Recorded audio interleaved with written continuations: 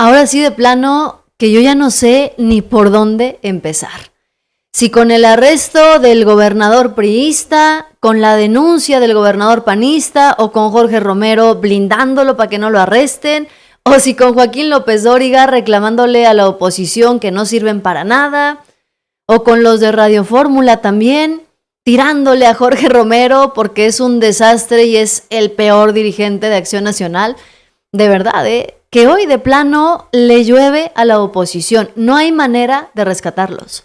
No hay forma de sacarlos del hoyo en el que se metieron. Y es que, ya para que hasta Joaquín López Dóriga les diga que no tienen a nadie y que prácticamente no tienen vela en el entierro, es que la cosa está muy complicada. Ernestina Godoy apenas llegó. Acaba de llegar Ernestina Godoy y ya está empezando a mandar detener a delincuentes de cuello blanco. Noticiosos, yo soy Yasira Handal, comenzamos.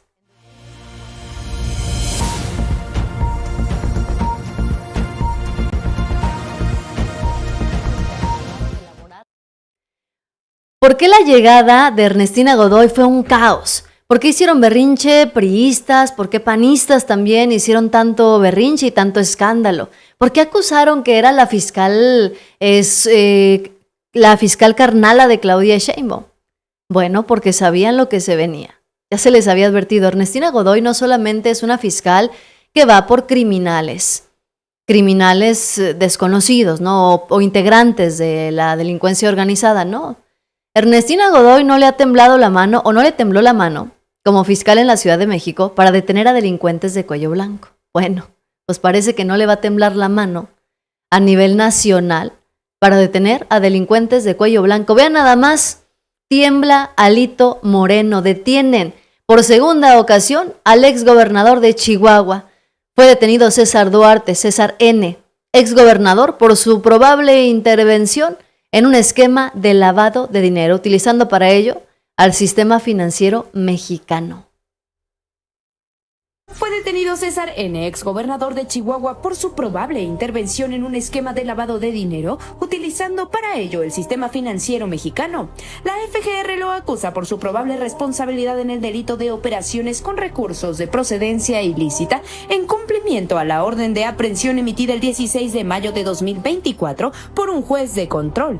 César N. había sido detenido previamente el 8 de julio de 2020 en Miami, Florida, y extraditado a México el 2 de junio de 2022 por los delitos de peculado y asociación delictuosa, investigado en el estado de Chihuahua, cuyo proceso está siendo tramitado por la Fiscalía Estatal.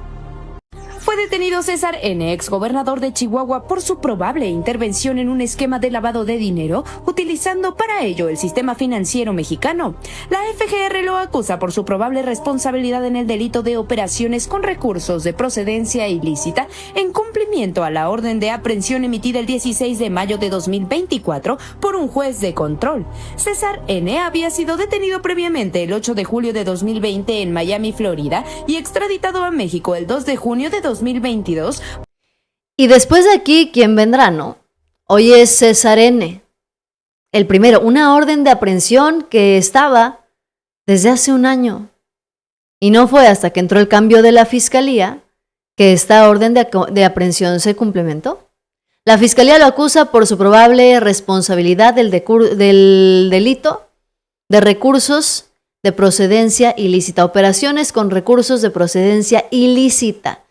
La orden de aprehensión salió el 16 de mayo del 2024 y apenas lo acaban de detener otra vez, porque vaya que estos priistas, estos personajes, tienen una larga cola que les pisen. Y espérense tantito, Espérense tantito, porque resulta que la cosa no termina ahí.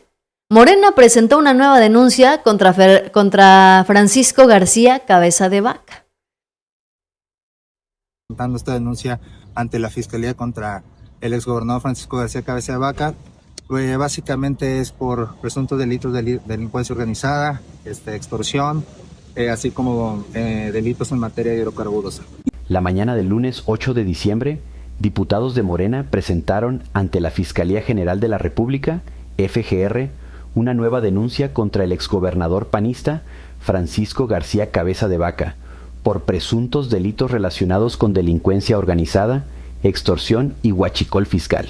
El morenista Sergio Gutiérrez Luna, la diputada veracruzana Jessica Ramírez y el presidente del Congreso de Tamaulipas, Humberto Prieto Herrera, acudieron a presentar esta denuncia contra Cabeza de Vaca, quienes aseguran se encuentra prófugo de la justicia. Afirmaron que huyó a Estados Unidos, desde donde intenta defenderse y evadir la justicia. Y espérense, porque si ustedes piensan que ahí termina la cosa, no. Inmediatamente salió el dirigente de Acción Nacional, Jorge Romero, para nombrar al exgobernador de Tamaulipas como su nuevo representante en la zona de América del Norte. El nombramiento fue realizado en una conferencia remota por el líder nacional Jorge Romero, porque claro que Cabeza de Vaca pues está escondido en Estados Unidos, porque si pone un pie en México, lo detienen. Y con esto, Acción Nacional busca blindar a quien tiene acusaciones en su contra gravísimas, no son cosas menores, ¿eh? Pero si se quiere leer que este nombramiento es una protección porque creemos en Francisco y porque lo defendemos desde su partido, así para dejarlo clarito, el PAN defiende a los panistas. Pues, faltaba más. Y sobre todo, si no existe, como es el caso, una sentencia en donde se diga: el PAN defiende a los panistas, dice Jorge Romero. Fíjense bien, ¿eh? Si creen que la oposición estaba llorando nada más por Ernestina Godoy, pues espérense tantito.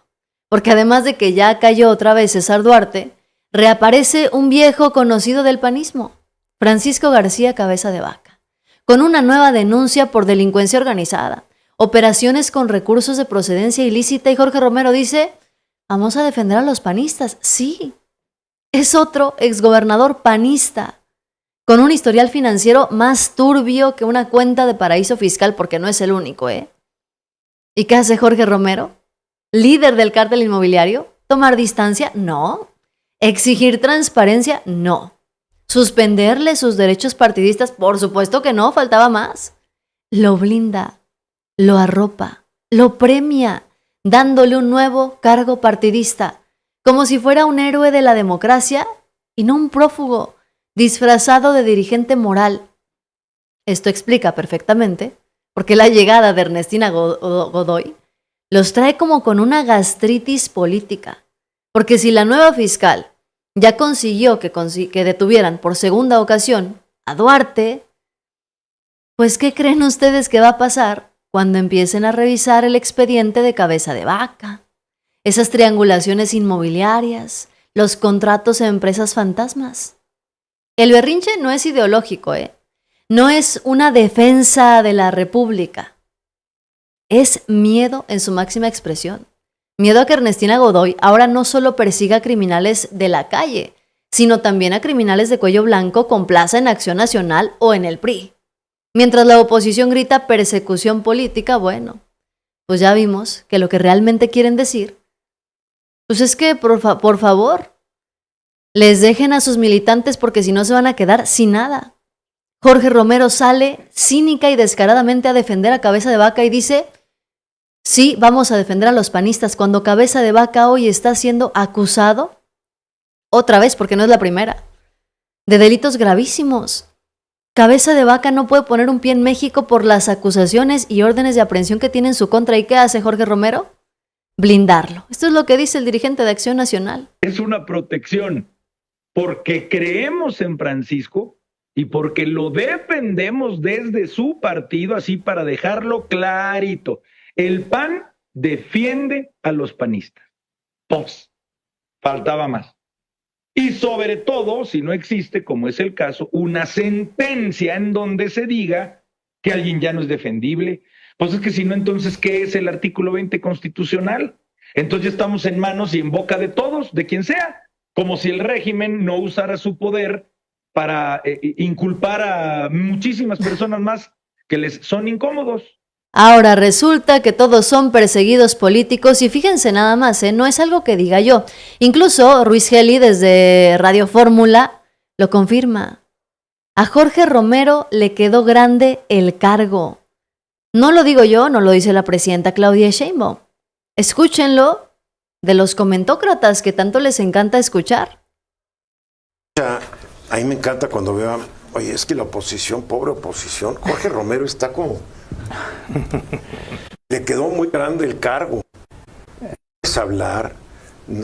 A Azucena Oresti le estaba haciendo una pregunta en la mañana, se le hizo como 3 veces y como no quería contestar, bueno, después contesto.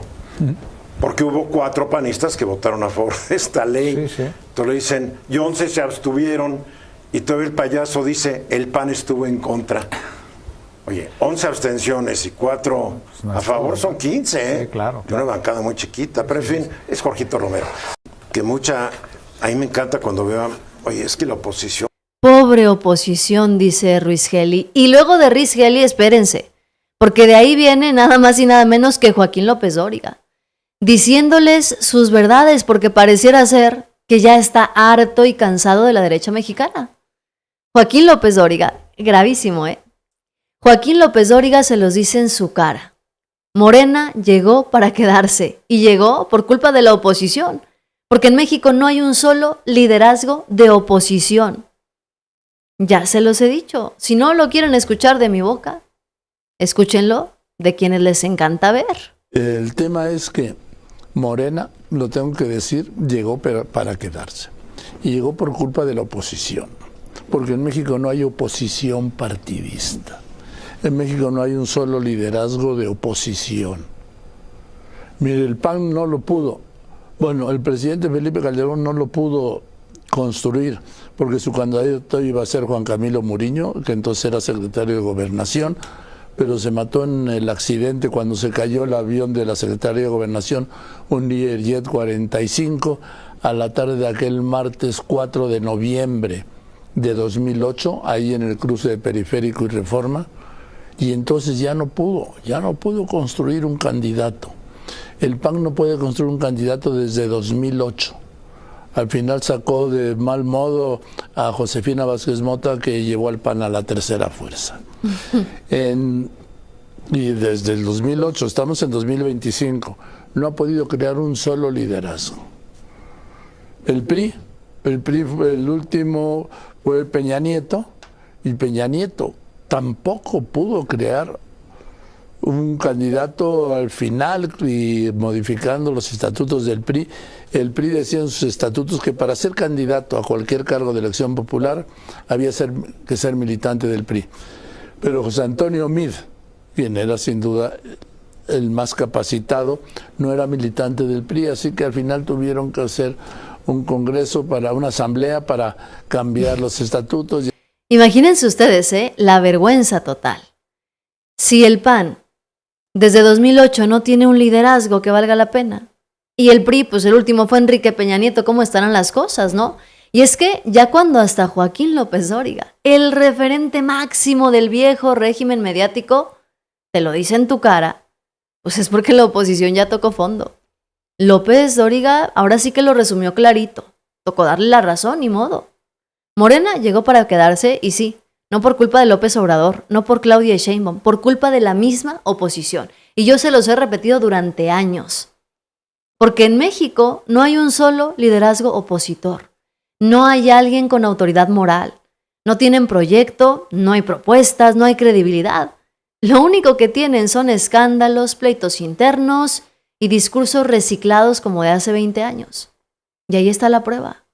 Mientras Morena llena el Zócalo, construye alianzas, mueve la economía, construye agenda, el PRI está reviviendo a Enrique Peña Nieto, videos viejos de Carlos Salinas de Gortari, y el PAN está blindando a prófugos. Y Movimiento Ciudadano ni se diga, que se pelean con su propia sombra. López Dóriga se los dijo sin anestesia. Perdieron porque no supieron representar a nadie. Y saben que tiene razón. La oposición al final del día no perdió contra Morena. Perdió contra su propia mediocridad. Morena llegó para quedarse no porque Morena sea invencible, sino porque enfrente no hay absolutamente nada. Acá me dicen, ¿y qué pasó con Adán Augusto? ¿Y qué pasó con Pío López Obrador? Pues ¿cómo que qué pasó? Pregúntale a Jorge Romero. Jorge Romero dice que todas las denuncias son persecuciones políticas. Jorge Romero le está dando un puesto a cabeza de vaca para blindarlo. Pues, ¿con qué cara son esos sus líderes opositores? Ahora espérense, porque la arrastrada se pone peor. Se pone mucho peor, porque ahora Joaquín López Dóriga pregunta a la gente. Es más, yo les pregunto a ustedes, ¿qué líder ven en el PAN? ¿Qué líder ven en el PRI? ¿Quién va? ¿Quién? No qué partido, Estoy preguntando ¿quién? ¿Quién va a derrocar electoralmente a Morena de aquí al 2030? ¿Guadalupe Acosta Naranjo? ¿Ricardo Salinas Pliego? ¿Quién? ¿Quién del PRI? ¿Quién del PAN? Es un líder que digan ustedes, se me hace que este va a empezar a sacar la casta y va a salir adelante y este va a encarar a Morena. ¿Quién? Un solo nombre. Hasta Joaquín López Dóriga se lo pregunta. ¿Qué líder ve usted en el PAN? Que diga, ¿qué líder ve usted en el PRI? El PRD desapareció. Entonces, ¿quién va a derrotar electoralmente hablando a Morena? Pues de aquí al 30 nadie. No veo surgiendo ningún liderazgo, como no lo he visto a lo largo de todos estos años, desde el 18, desde el 2008, no he visto la creación de un solo liderazgo de oposición, ni de ningún movimiento de oposición. Y los partidos de oposición están, el PRI en su mínima expresión, el PRD desaparecido, y el PAN en la baba. Ay, no. En otro mundo. Y sin liderazgo también. Oye. En la baba, en otro mundo. Así es donde está hoy Acción Nacional. Y además les digo, defendiendo a capa y espada a quienes hoy son prófugos de la justicia, como García Cabeza de Vaca. Jorge Romero ya ni siquiera finge. Hoy salió cínica y descaradamente a confirmar lo que todos sabíamos. Que Acción Nacional, el PAN, protege a sus delincuentes favoritos. Así textual, El PAN defiende a los panistas y lo dijo así para justificar que están blindando a Cabeza de Vaca. Él mismo, que no puede poner un pie en México porque tiene órdenes de aprehensión, investigaciones abiertas y ahora una nueva denuncia por delitos gravísimos. ¿Y qué hace Jorge Romero? Nada. Absolutamente nada. Lo premian, lo cobijan, lo abrazan porque según él, mientras no haya sentencia, es defendible. ¿Y qué van a hacer cuando haya una sentencia y lo declaren culpable? ¿Van a decir que es un perseguido político? ¿O se van a deslindar como lo hicieron con Genaro García Luna? Porque entonces, que alguien le enseñe a Jorge Romero el artículo 20 constitucional, que si habla de la presunción de inocencia, pero no de convertir en tu partido en un refugio para prófugos y presuntos criminales. Y todavía se victimizan y dicen es que el régimen inculpa a quien le incomoda. No, Jorge. Lo que incomoda es que todos los que defiendes terminan con denuncias por crimen organizado, lavado de dinero o desvíos millonarios. ¿Pura casualidad? No lo creo, no. Y para que no digan, que lo digo yo, ya se los enseñé. Ruiz Gil, Joaquín López Dóriga, de los suyos. A Jorge Romero le quedó grande el cargo, ahí está, porque ni en su propia casa lo respetan, pero eso sí, a defender a Cabeza de Vaca. Eso sí lo hacen con mucha pasión, mucha seguridad en sí mismos, ¿no? Están tirados en el piso. Por segunda ocasión detienen al exgobernador de Chihuahua. Otra vez le caen denuncias a Cabeza de Vaca. ¿Qué hace el PRI y el PAN? Nada. Blindarlos completamente y acusar al narcorrégimen y la narcopolítica de Claudia Sheinbaum. De verdad. Cuando hoy los que tienen a toda una lista de criminales y los están protegiendo, pues son ellos, ¿no? Valdría la pena recordar este momento en donde Donald Trump reconoce la buena reunión productiva, además, con Claudia Sheinbaum.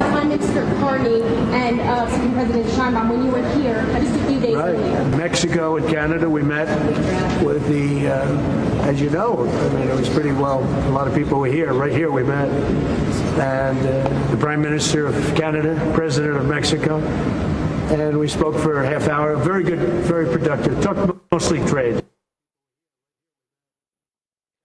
Fíjense bien, Donald Trump el fin de semana halagaba a Claudia Sheinbaum.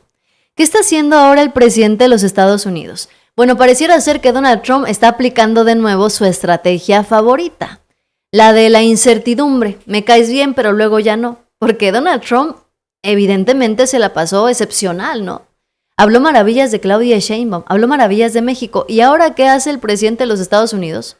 Bueno, ahora Donald Trump lanza una amenaza con aranceles a México del 5% por incumplir el Tratado de Aguas.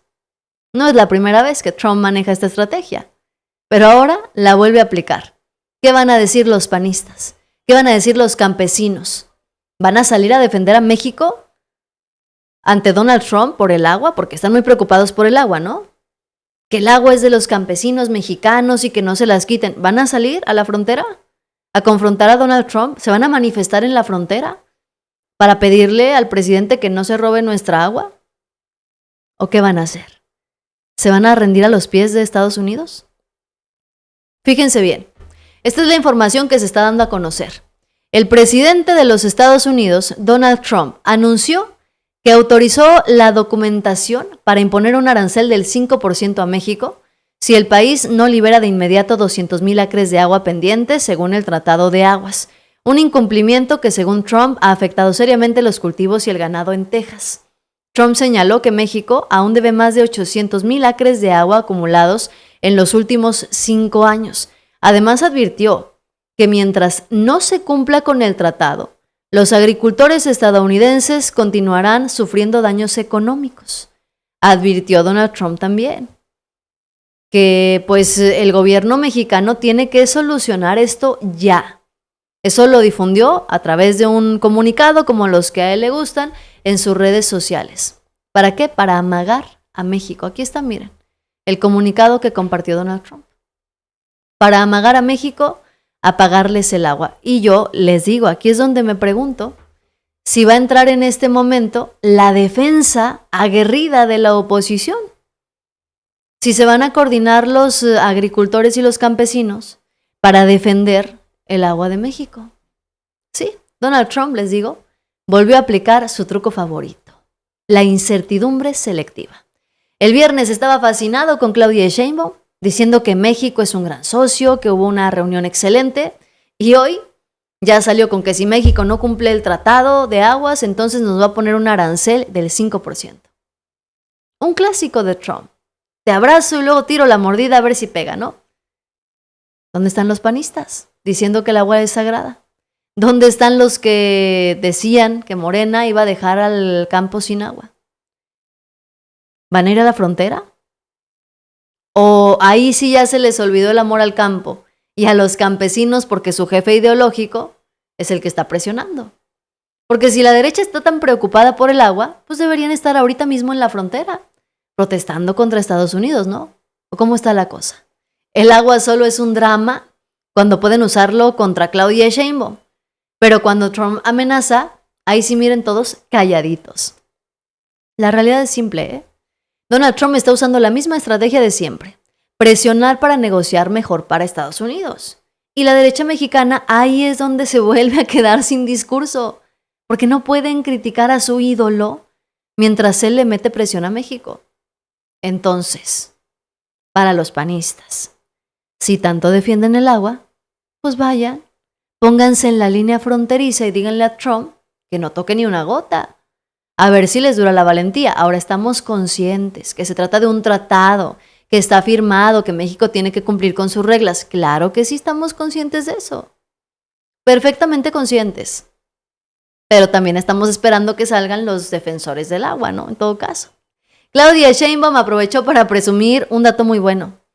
22.8 millones de puestos de trabajo afiliados al IMSS. Este es el cierre de noviembre. 22.833.768 empleos formales. Normalmente en diciembre también aumenta. Es un muy buen dato. Somos parte de un movimiento y un modelo económico, político, ético, una forma de gobernar distinta. Aumento al salario, aumento en el número de empleos y agréguenle los programas de bienestar, más y mejor educación, más y mejores servicios de salud, acceso a la vivienda, un índice de desempleo de los menores de toda la Organización para la Cooperación y el Desarrollo Económico, y entonces estamos hablando de menor pobreza, menor desigualdad, porque el aumento al salario distribuye la riqueza. Por eso luchamos. Eso es lo que quiere decir ser humanistas. Pues ahí está, Claudia Sheinbaum presume logros mientras la oposición se enfrenta a las críticas durísimas de los medios de comunicación que ya no aguantan más estos liderazgos de pacotilla que tiene la derecha mexicana. Y bueno, pues ahora los diputados al parecer estarían suavizando una propuesta de aranceles a productos chinos. Bajarían del 50 al 35%.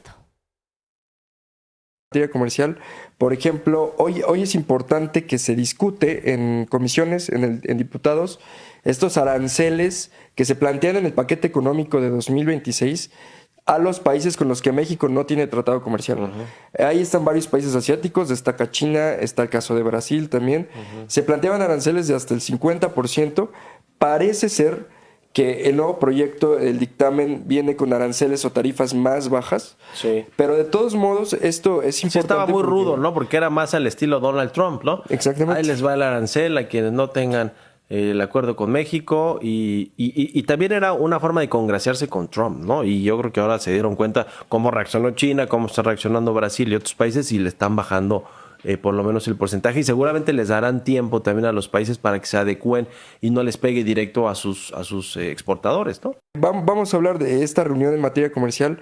Por ejemplo, hoy es importante que se discute en comisiones, en diputados, estos aranceles que se plantean en el paquete económico de 2026 a los países con los que México no tiene tratado comercial. Ahí están varios países asiáticos, destaca China, está el caso de Brasil también. Se planteaban aranceles de hasta el 50%. Fíjense bien, hoy los diputados están por bajar los famosos aranceles del 50% a productos de China y otros países sin tratado. Y claro que la oposición ya estaba, miren, pero sí babeando, ¿no? Que porque se iba a caer la economía. Pues no. Resulta que el nuevo dictamen bajaría esos aranceles a 35%, que sigue siendo alto, sí, pero muchísimo más razonable. Y aquí te van, como siempre, los datos duros. México importa más de 95,000 millones de dólares al año de productos chinos. Un arancel del 50% hubiera disparado los precios en automotriz, electrónicos, maquinaria y hasta en juguetes. ¿Y quién lo iba a pagar? Pues sí, la gente. ¿Quién iba a culpar a Claudia Sheinbaum? Pues la oposición, obviamente estaban listos, miren, tenían sus discursos preparados. Pero aquí te viene el punto que les duele muchísimo. Estados Unidos presionó para que México controlara la entrada de productos chinos, porque según ellos, China está triangulando mercancías a través de México para evitar sanciones. México respondió con una medida firme, pero ajustada también a la realidad industrial de nuestro país. Esto no fue un capricho, fue una jugada diplomática. Bajar de 50 a 35% mantiene la protección a la industria nacional sin encarecer de golpe la inflación. Porque sí, un arancel del 50% hubiera agregado 0.7 puntos de inflación según Banjico. Y el de 35% reduce el impacto a 0.2. Pero claro, eso sí, la oposición no lo dice porque no cabe en sus cadenitas que comparten en Facebook. Y la realidad es esta, México está alineando su política comercial a la renegociación del TEMEC. Están cuidando la relación con Estados Unidos, pero eso sí, México se está blindando, no está dinamitando su propia economía, o sea, justo lo que ellos prometían hacer y nunca hicieron. Porque la derecha, la oposición, cuando gobernó, nos queda clarísimo que dinamitaron la economía mexicana. Hoy no hay nada rescatable de la oposición. Los discursos se les vienen abajo y entre más avanza el tiempo, peor les va. ¿Y qué hacen ahora? ¿Saben cuál es la narrativa? La nueva carroña política de la oposición, es decir, que mientras el zócalo capitalino estaba a reventar con Claudia Sheinbaum, también la violencia y la inseguridad estaba a reventar en Michoacán tras el estallido de un vehículo. Empiezan a especular. Y otra vez surge la pregunta. Si Claudia Sheinbaum es la responsable y la líder de los grupos criminales, entonces ¿por qué Claudia Sheinbaum mandaría a explotar un vehículo cuando ella estaba dando un discurso en el zócalo capitalino? ¿A quién le convienen al final del día? estos sucesos? ¿Y quién se beneficia de ellos? ¿Quiénes son los carroñeros que se benefician de estos hechos lamentables, como la muerte de Carlos Manso, como la muerte del líder limonero, como la explosión de un vehículo en Michoacán? ¿A quién le beneficia en el discurso político estos hechos lamentables que casualmente coinciden con eventos políticos de Claudia Sheinbaum? Que coinciden y que empiezan a enlazar para pedir intervención extranjera. ¿A quién le convienen? Estaba aquí celebrando los 7 años de la fundación de este movimiento de regeneración nacional. Bueno, la llegada al poder, pues allá en Michoacán, pues están dando estos desenlaces fatales. Yo insisto, la inteligencia del gobierno federal, ¿en dónde está? Bueno, yo insisto, hay que esperar que la investigación no la confirme quien debe de hacerlo, que es la Fiscal General de la República y la Fiscalía en el Estado. Me espero, no es correcto que especulemos o que hagamos conjeturas en temas tan delicados. Prefiero que sea la autoridad quien lo determine. Gobernador, estaba aquí celebrando los 7 años de la fundación de este movimiento. Fíjense, sale la nueva carroña política de la oposición. Mientras el Zócalo estaba lleno, Michoacán estaba ardiendo, dicen. Y lo repiten como si hubieran descubierto la pólvora, cuando ni siquiera entienden cómo funciona la seguridad en México. Más del 90% de los delitos en nuestro país son del fuero común. Lo dijo Omar García Harfuch. ¿Eso qué significa? Que corresponden directamente a gobiernos estatales y municipales, no a la federación. Pero claro, que eso no lo van a mencionar porque se les cae la novela. Y ahora plantean la teoría ridícula de que Claudia Sheinbaum, imagínense, que Claudia Sheinbaum ordenó explotar un coche bomba mientras ella hablaba en el Zócalo. ¿De verdad creen que el gobierno va a detonar un vehículo en plena cobertura nacional, justo cuando la presidenta está frente a cientos de miles de personas? Es que de veras que ni en Netflix se atreven a escribir un guión tan absurdo y tan ridículo. Entonces, volvemos a la pregunta inicial. ¿A quién le conviene? Pues a los mismos de siempre. A los que llevan semanas pidiendo intervención estadounidense. A los que convirtieron la tragedia de Carlos Manso en una campaña. A los que gritaron narcoestado cuando les faltó y les falló la marcha de la generación Z. A los que cada vez que hay un avance político de Sheinbaum, mágicamente encuentran un motivo nacional de alarma. Porque ahí te van los datos duros. Los hechos violentos en Michoacán coinciden con eventos políticos desde hace 15 años.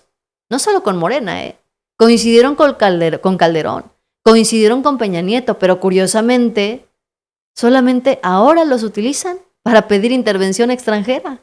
Qué curioso, ¿no? ¿A quién beneficia?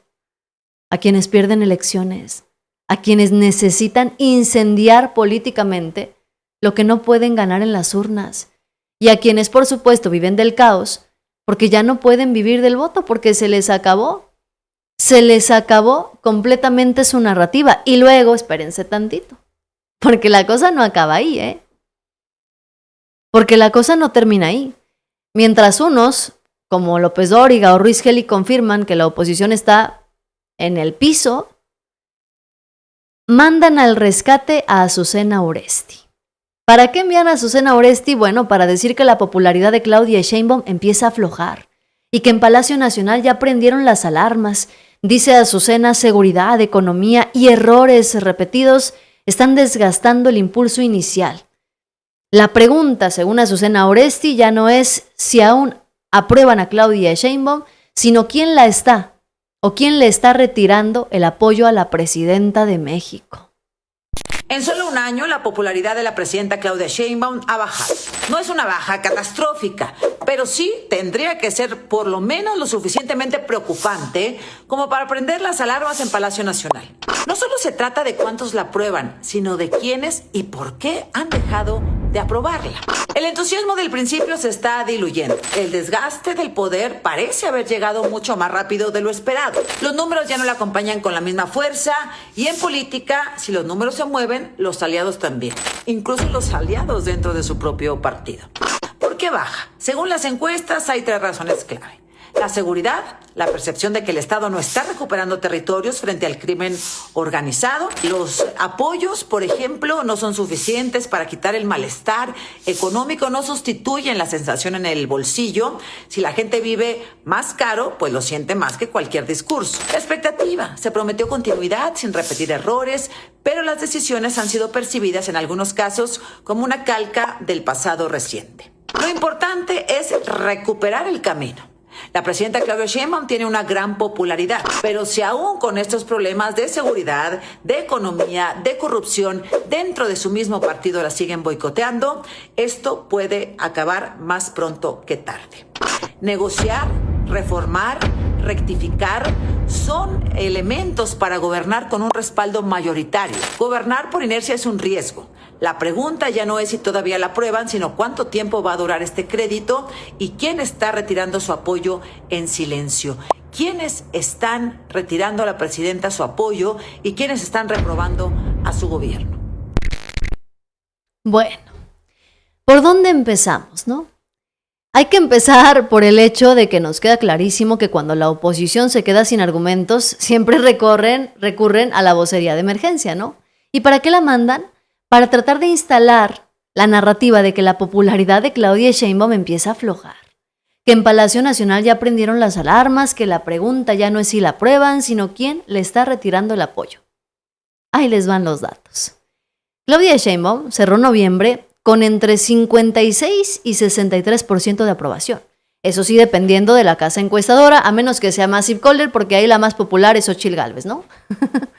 Ahora, ningún presidente desde 1994 había tenido estos números al cierre de su primer año. Ni Enrique Peña Nieto, ni Calderón, ni Fox pudieron soñar siquiera con eso. Morena mantiene una ventaja de 2 dígitos rumbo al 2027 en 20 estados del país.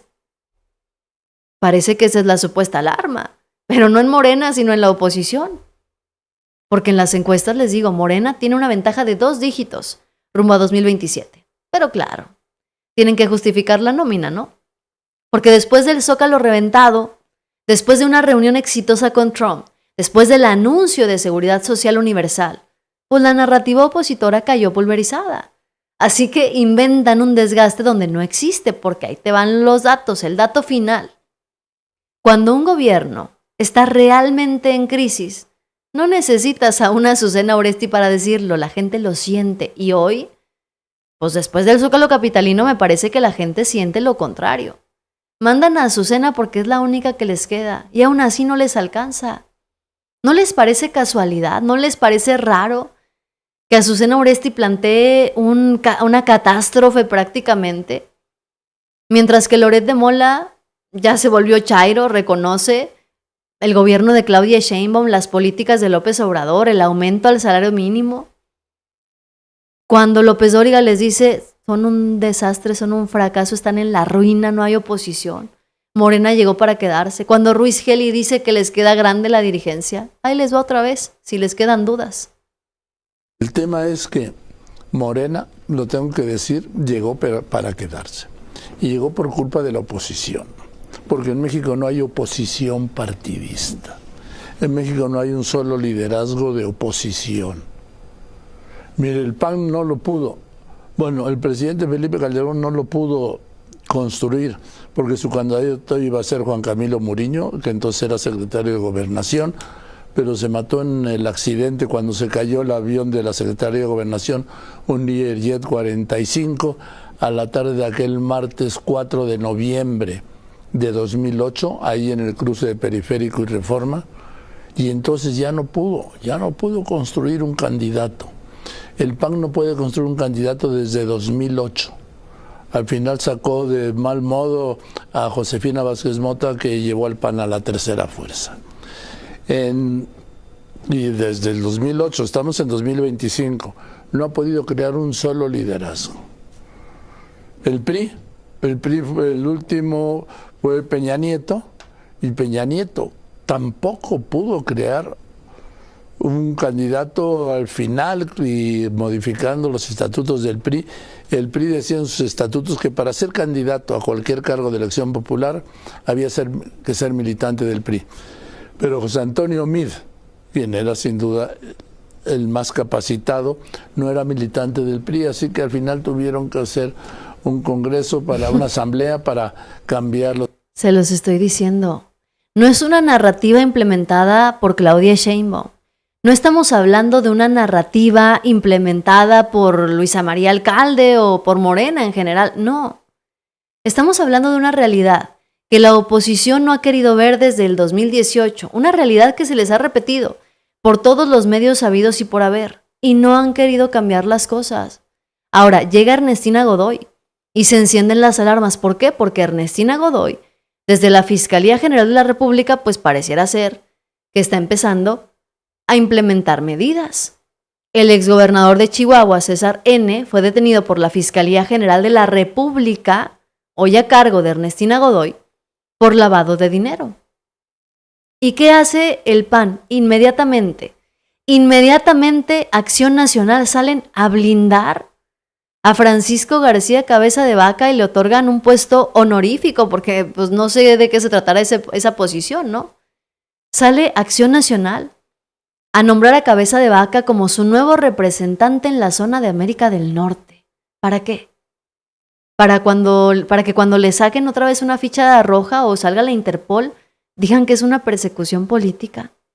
Si lleva años prófugo de la justicia Cabeza de Vaca. Ernestina Godoy, no cabe duda, los puso a temblar de miedo y tan los tiene temblando de miedo que empiezan a ver cómo se blindan por todos los flancos. Ese era el enojo de los panistas. ¿Y quién es su liderazgo? ¿A quién van a traer? ¿A Salinas de Gortari? ¿A Enrique Peña Nieto? ¿O a Felipe Calderón?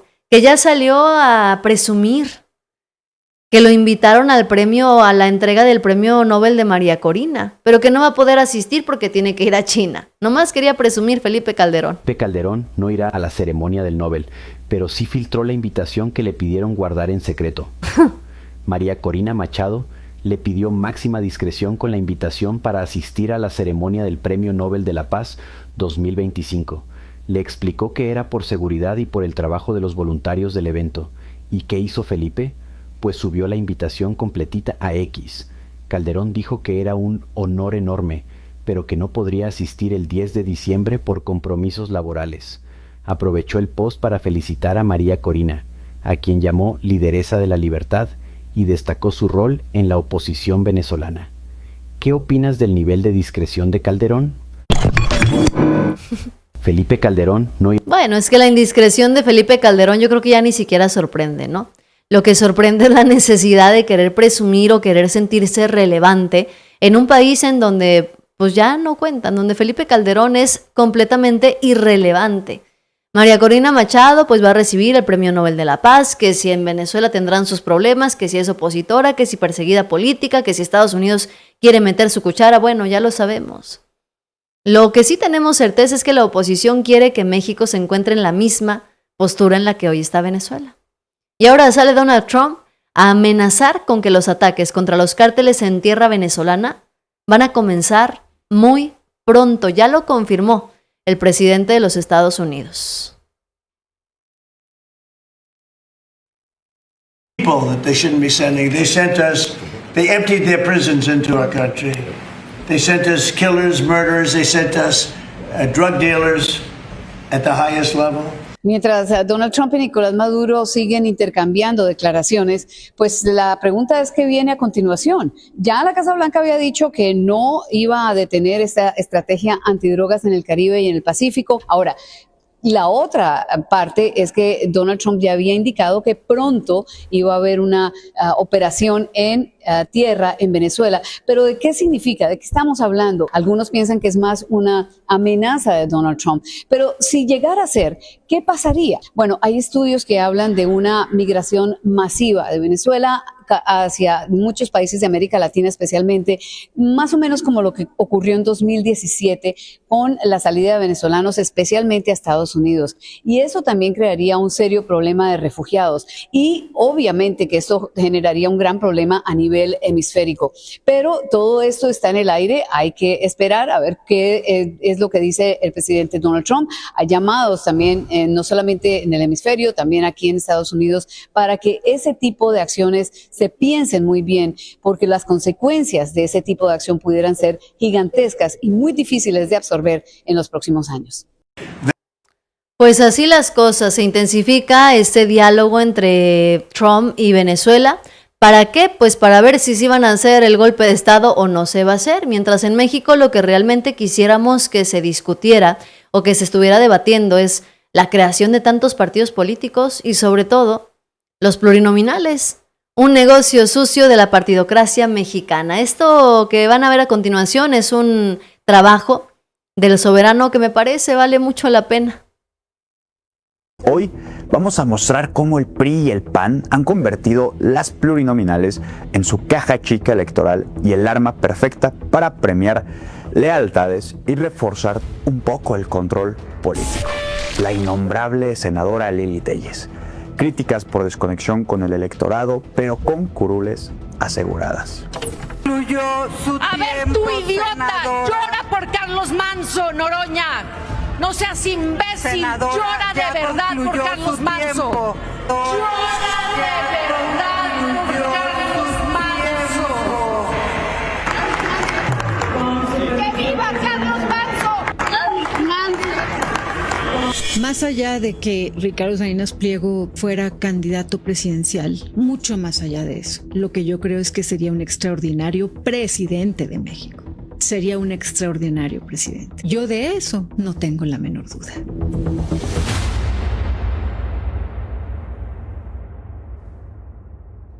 Y aquí entra discusión otro tema que no han querido discutir y no han querido hablar. Acuérdense que viene en 2026 también, probablemente, la reforma electoral. Una reforma electoral que contempla pues una mejor manera de elegir a los plurinominales. ¿Y qué va a hacer a la oposición otra vez? Ponerse en contra de la iniciativa, mostrando la ignorancia de Acción Nacional porque no solamente no leen la Constitución, sino que tampoco leen la iniciativa igualito que como hicieron con la iniciativa y con la ley de aguas nacionales. La postura del Partido Acción Nacional, la pública, lo que demuestra es una total ignorancia. Así, lo digo con todas sus letras. Lo primero, no han leído la Constitución.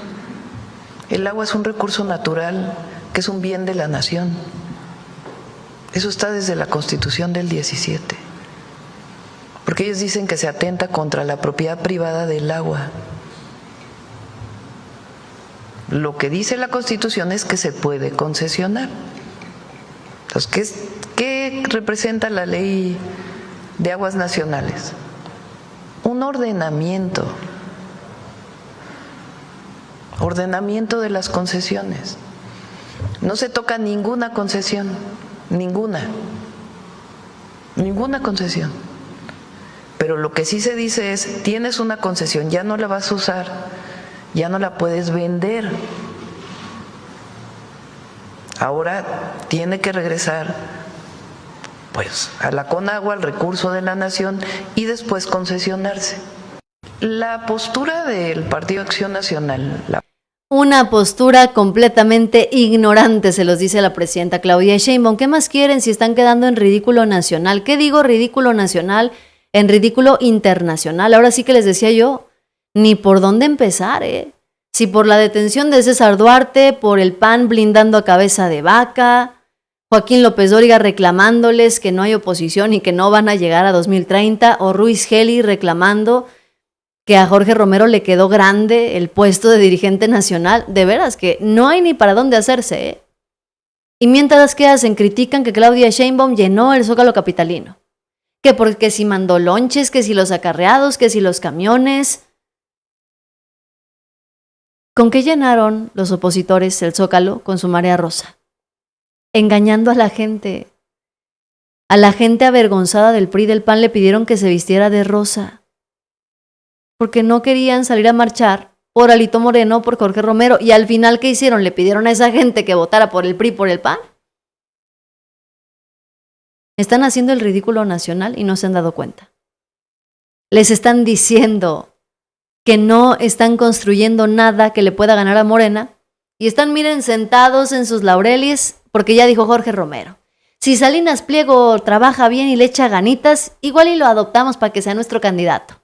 Y así el PAN, miren, se ahorra el trabajo de construir un liderazgo. Y el PRI, bueno, el PRI ya tiene a su líder, el problema es que no levanta. Alejandro Moreno se quiere postular para ser presidente de México y le está invirtiendo todos los recursos del PRI para autopromocionarse.